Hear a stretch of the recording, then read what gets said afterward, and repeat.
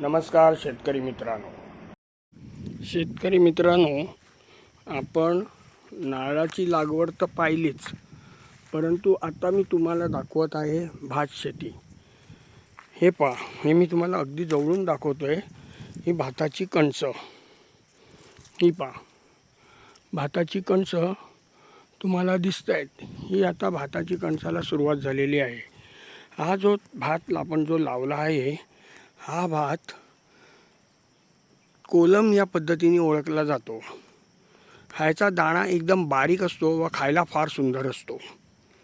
आणि सगळ्यात महत्त्वाची गोष्ट, हा जेव्हा आपण भात लावतो, तो भात लावल्यानंतर साधारणतः पूर्ण तयार होण्यासाठी त्याला साधारणतः 120 दिवस लागतात। 120 दिवसानंतर या भाताची आपल्याला कापणी करावी लागते।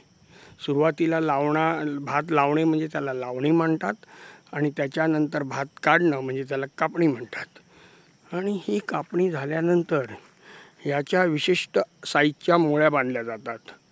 ह्या मोळ्या बांधून झाल्यानंतर त्या सुकवल्या जातात। ते राशी करून ठेवावं लागतात।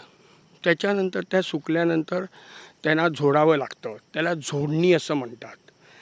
ही झोडणी झाल्यानंतर आपण तो भात काढतो आणि झाडून वगैरे पोत्यामध्ये भरतो। त्याच्यानंतर तो भात मिलमध्ये पाठवला जातो व त्यातून आपल्याला तांदूळ निघतो।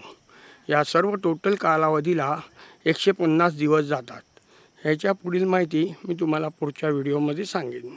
हा व्हिडिओ जर आपल्याला आवडला असेल तर लाईक, कमेंट, शेअर आणि सबस्क्राईब करायला विसरू नका। धन्यवाद। जय महाराष्ट्र।